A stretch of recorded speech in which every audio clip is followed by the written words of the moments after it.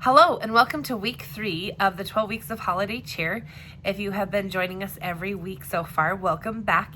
And if this is the first time you're seeing it, well, welcome. We're glad that you're here. I'm glad that you're here. And just real quick, it is 12 weeks of holiday cheer. This is week 3. We've been focusing on Halloween. This will be our last Halloween project before we move on to the next time of season projects. And this is a friendly little competition between myself, I'm April Stevenson, an independent Stampin' Up! Demonstrator, and also 3 of my friends, Nancy, Melody, and Amber. And their videos are in the description down below, so just click on theirs. We'd love to have you give us a thumbs up on the one that you think is the most inspiring or creative from all of the projects. It's a friendly competition, and a little thumbs up just lets us know which one you like the best. And also drop us a comment. What do you like about it? What do you didn't like about it? What would you do different? Let us know. Give us some feedback. So this week we are featuring Halloween home decor, and I am feeling a little inspired in decorating for the Halloween season. It is beginning of October. So there's still time to put up Halloween decor, in my opinion. So let's get started with this week's project. All right, Creative Bliss Crafters, here is our project that we're doing today. It is created to be a 12 by 12 home decor framed piece of art. I don't have it in the frame. The glass makes it a bit of a glare, but I think you can kind of imagine you can get a 12 by 12 frame at local craft stores, and then you can put this in. One of the great things about 12 by 12 framed art, if you do it seasonally, you can rotate things out and have quite the beautiful collection. The elements that are on this page, these come from the Spooky Sweet Designer Series paper, which I have showcased in the last 2 projects. And the 12 by 12 piece here and the Granny Apple Green that is on here, this is our 2-toned cardstock that is just really fantastic, and I'm going to show you a little bit more of that in just a minute here.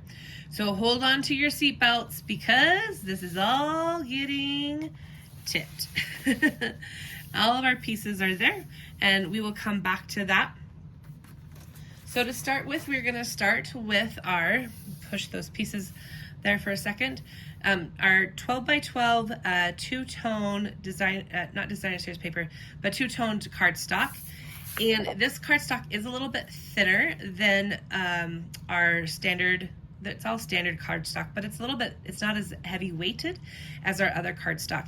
And if you can see here, I'm going to try, do you see the 2-tone? That's where it gets the 2-tone, which is super fantastic. I'm just going to put this piece on here to kind of just show. So this is the lighter side of the Petunia Pop, and then I've chosen to use the darker side, and so you can kind of see the contrast there with the fence and how that works. The second piece that we're going to layer on is an 11 by 11 piece of Granny Apple Green. And you will notice that I have a square missing from that. I'm going to show you how to do that. This is a paper saving technique that many crafters like to use and others don't, and it's really just personal preference. And then we're going to put this, as you will see, which is a 10.5 by 10.5 over our Granny Apple Green, and so that space isn't being missed whatsoever. Some people will also cut that middle section out of their base paper. I like that extra support in the base paper, so I'm choosing not to do that. So let me show you how to get your frame. So this is great for making a frame or also just paper saving in home decor and scrapbooking. I have here a 12 by 12, a piece of our 2-tone Granny Apple Green. See if you can, you can see the difference there on the 2 colors on the different sides. And what we're going to do is we're going to cut out that square. So I'm going to take my paper trimmer, and I need to pull out my arm. I love our paper trimmer.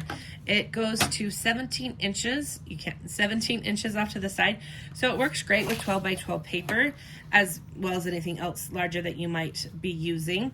So what I'm going to do is I want to have a bit of a border around the outside, I'm going to go with a 1-inch border. So what I'm going to do is I'm putting my cardstock, my 12 by 12, in here to my 1-inch line that is over here. Whatever paper trimmer you're using, you can figure out that measurement there. I could also measure it from over here on this side, going from, here's my 12-inch mark, so I'm at the 11-inch mark. Now I want this border to go on the inside, and I want to have a 1-inch border on all the way around. So I'm going to move my trimmer, my blade, my cutting blade, to the 1-inch mark on my trimmer. And I know that that happens to be 1 inch here from the top. So I'm going to, and it also says on the side here, let me see if I can zoom this in here for you. So a little difficult to see. Let me see if we put this underneath, if that is helpful at all. Maybe not, but right here is marked 1 inch. Okay, so I have it 1 inch over. So I'm moving my paper 1 inch over, and I'm going to start my cutting blade 1 inch down. Okay, so here's my 1 inch mark, and I'm going to go, because it's 12 inches, I want to go to 11 inches. So I'm just going to cut until, slide that, maybe I will zoom out a little bit now, slide that until I get to 11 inches. I'm going to take that, I'm going to rotate it 90 degrees, slide it back in to the 1 inch, and starting up here at my 1 inch, I'm going to cut. I don't have that completely straight. You do want to make sure that it is straight in there. I'm going to cut down again to my 11 inch, open it up, rotating 90 degrees, right? Any of my math friends, it's not 45 degrees, it's 90 degrees. I recently taught a math lesson to some young adults. It was awesome. It's been really fun to work with them. I've been teaching a GED Foundations preparation course, and I teach math 1 night a week to a group of young adults. Okay, side note there, I'm sure you were all just curious about what I do 1 night a week outside of paper crafting. Sliding that down to 11 inches again, and then flipping one last time, moving it over to the 1 inch mark, cutting blade at 1 inch, coming down here to the 11 inch. Okay, so in the event that maybe it didn't hit exactly right, just take your, I can see that I just missed it by a hair, but I'd rather miss it just by a little bit than to, I'm gonna just snip these corners here. Sorry if that was not the best angle there a minute ago, where it didn't quite meet up. Okay, so now I have this piece, this square, that I can use for another project, all sorts of projects, probably multiple projects, and then I have my frame. Now some of you may have just realized what I didn't do. You get the process. Perfect. Here's what I didn't do. I didn't trim it down to the 11 inches first. So, but that's fine. I now have a 12-inch border, and you know, like, how awesome is that? That could go on and use for something else, okay? So, thank you for all of those who are like, something's not right here. You're correct. Before you do the cutting out of the inside, for this particular project, you want to cut your square down to 11 by 11 and then do your 1 inch border to have this middle piece, okay?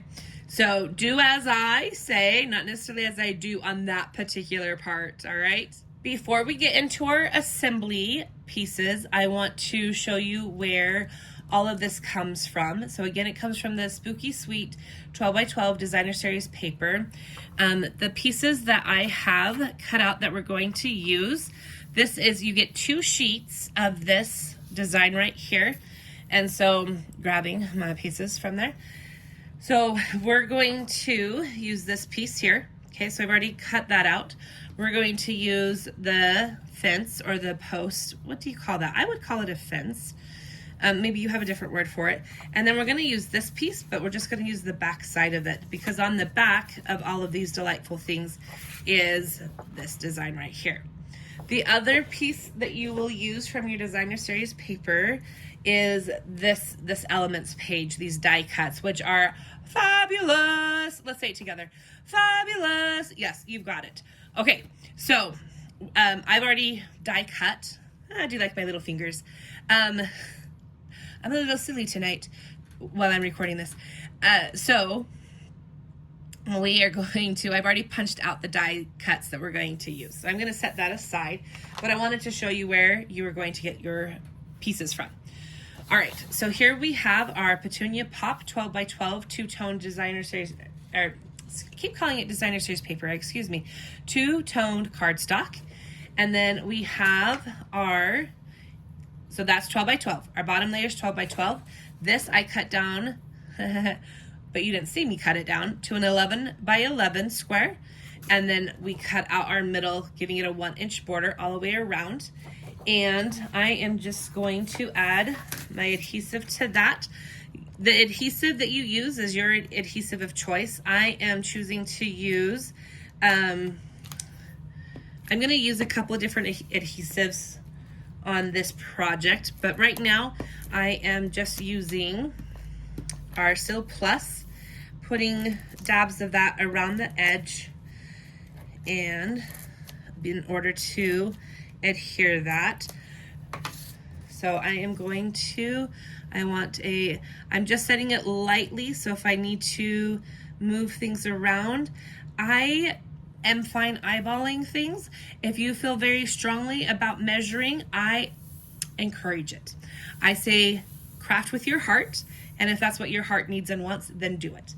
Okay, so there is our Granny Apple Green, and I want my, I don't know how well you can see on there. I think you can see that this has like orange splattered stripes. I wouldn't call them splattered because they're not splatters. They're not splatters, but they're not straight lines either. Okay, so I'm gonna put that down. This piece, I am going to, this side is so cute. It kind of hurts my heart a little bit to use this side, but I'm doing it. I just am. Sometimes I'm like, can I get a whole pack of this paper? With liquid glue, I think less is more. And I'm just putting, ooh, not like that, Missy. Okay, putting some liquid glue down that you can kind of move it around if you need to. But I feel good. I feel my heart is happy about, ooh, that's not quite, see? Because it's liquid glue, it doesn't dry and adhere intensely immediately, because I want to scoot that over just a little bit more. I told you I measured with my heart. And some people want to measure with a ruler. So you do you. Measure with your heart, measure with a ruler. The rest of the pieces, I am going to go ahead and lay them out and get everything placed before I decide to adhere things down. So here I know I want to put this, and I'm going to put our cute little hippo, and I'm going to pop the hippo up on dimensionals. Excuse my reach. Okay, if you watched the last episode, we made a little treat box that had triangle squares left over. It was a treat pouch. I would call it a treat pouch, not a treat box. And so I'm like, ooh, those are perfect. I can use those, a little pop of orange to tie in. So I'm going to place those there because I have orange here, so a little pop of orange there. And then on here I want to put my tree. Over here, again, I want to tie in like just little pops of orange. So I'm going to put a little, this was left over, a scrap from another project I was making. So all about using up my pieces. This DSP, I have almost gone through most of it in the different projects that I've done. Then I'm going to put my kettle or pot. Kettle sounds more Halloween-y to me, so I'm gonna go with kettle. It feels very hocusy pocusy. That's a fun show, Hocus Pocus. Okay, and then I'm gonna put my banner kind of like so, and crow with a pumpkin there. I need to do a little bit of stamping. Okay, so I'm gonna stamp. This is a tag that you cut out. So one of the sheets has tags on it and the other side is the gray. So I'm gonna stamp a Happy Halloween on that.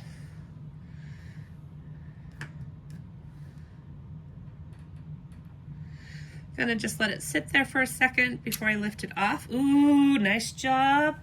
Pat on the back, well done. Okay, and so my Happy Halloween is gonna go, I think I need to slide my fence post down just a little bit. My Happy Halloween will go there. And then we have bats that will go up around our tree. Here and here. Actually, I think I want to put those a little closer together like that, since we have our crow and pumpkins down there. And what is Halloween if not a time for candy corn? Okay, drop in the comments. This is honest goodness question I want to know. Yes for candy corn or no for candy corn? Where are you at? Because like, you know, some people might say those are fighting words if you say that you're for or against candy corn. I'm not going to reveal. Yeah, I'm not going to reveal where I sit on that game quite yet. I'll put my response down in the comments below as well, after I kind of see where other people have thought. Okay, so what are we thinking? Well, I can hear your thoughts. Just kidding, I can't. I can't hear your thoughts. That would be like magical and spooky and maybe a little creepy. I'm liking it. So at this point, I'm going to adhere it. Okay, I have adhered everything down except for this corner up here. I thought we might be able to do that together. I did use dimensionals, if you can see that, on my home decor. I like to add some depth. So I used our dimensionals, our Stampin' Dimensionals, to pop up a few of those elements. Not all of them are popped up. I put the tree down flat.